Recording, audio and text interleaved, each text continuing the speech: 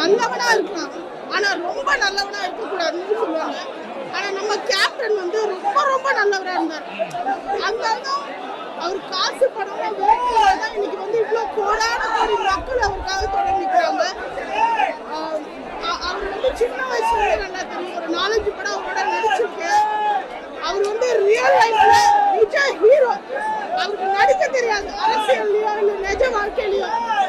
அவரோட ஆசை நிறைவேறாம அவர் போயிட்டாருன்னு நினைக்கும் போது ரொம்ப வருத்தமா இருக்கு. இவ்வளோ நல்லவருக்கு இவ்வளோ சீக்கிரம் இது நடந்திருக்கவே கூடாது. ஏழைகளோட சாமி சரிச்சிருச்சுன்னு நான் நினைக்கிறேன். அவரை இனிமே நம்ம பார்க்கவே முடியாதுன்னு நினைக்கும் போது ரொம்ப கஷ்டமா இருக்கு. ஆனா நம்ம பார்க்கலாம். நம்ம ஒவ்வொருத்தரும் கஷ்டப்படுறவனுக்கு ஹெல்ப் பண்ணி எதையும் எதிர்பார்க்காம இருந்தா அவங்க கேப்டன் தெரிவார். நம்ம எல்லாருமே பசியோட இருக்க ஒருத்தருக்கு சாப்பாடு போட்டு அவங்ககிட்ட அந்த நன்றியை எதிர்பார்க்காம இருந்தா அந்த கேப்டன் தெரிவாருன்னு எனக்கு தோணுது. அதனால கேப்டனோட புகழ் வந்து என்னைக்குமே கலைத்துறை இருக்க வரைக்கும் வாழுன்றதுதான் உண்மை. கேப்டன் வாழ்வாரு, அவர் புகழ் என்னைக்கு ஓங்கோன்னு இருக்கும்.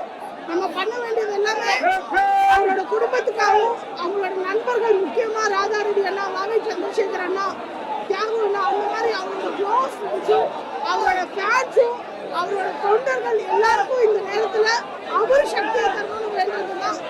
நன்றி. நாங்க 2 பேரும் சின்ன வயசுல இருந்து நடிச்சிட்டு இருக்கோம்.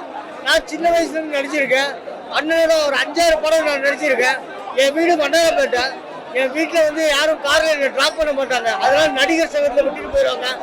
ஒரு நாள் நான் குழுவில் இருக்கும்போது அண்ணன் வந்து என்னை கூப்பிட்டு, எங்கடா உன் வீடு? நான் மண்டலப்பேட்டில் இருக்கேன் அப்படின்னா, டேய் அந்த ரூம் தாங்கடா, இனிமே வந்தா ஒரு ரூம்ல தாண்டா இருக்கணும், ஏசியை போட சொன்னேன். ஒரே மனுஷன் கேப்டன் மட்டும்தான். கேப்டன் மட்டும்தான் அந்த நல்ல மனுஷனுக்கு இப்படி ஒரு விதியா? இது வயசே கிடையாது, இது வயசே கிடையாது. அவர் நல்லா இருக்கணும், அவர் நல்லா இருந்திருக்கணும், நல்லா இருந்திருக்கும். எவ்வளவு பேருக்கு ஒரு சின்ன நடிகர்ல இருந்து ஒரு ஜூனியர் ஆர்டிஸ்ட்ல இருந்து ஸ்டண்ட்ல இருந்து எல்லாருக்குமே அவர் வந்து அவ்வளவு மரியாதை கொடுத்து அவ்வளவு எல்லா நல்ல விஷயங்களும் செஞ்சிருந்தாரு. கடைசியா நாங்க போய் அவரை சந்திச்சது கூட அவரால பேச முடியல. இருந்தாலும் அவர் எங்ககிட்ட கேக்குறாரு, நாடக நடிகர்கள் எப்படி இருக்காங்க, அவங்களுக்கு எவ்வளவு சம்பளம் தராங்க, ஜூனியர் ஆர்டிஸ்ட் எப்படி இருக்காங்க, அவங்களுக்கு ஒழுங்கா பென்ஷன் போகுதான்னு கேக்குறாரு. அந்த அளவுக்கு நடிகர், அந்த நடிகர் சங்கத்தை மட்டும் இல்லைங்க, அந்த நடிகர்களும் தன்னுடைய குடும்பத்தில் ஒருத்தரா நினைச்சவரு.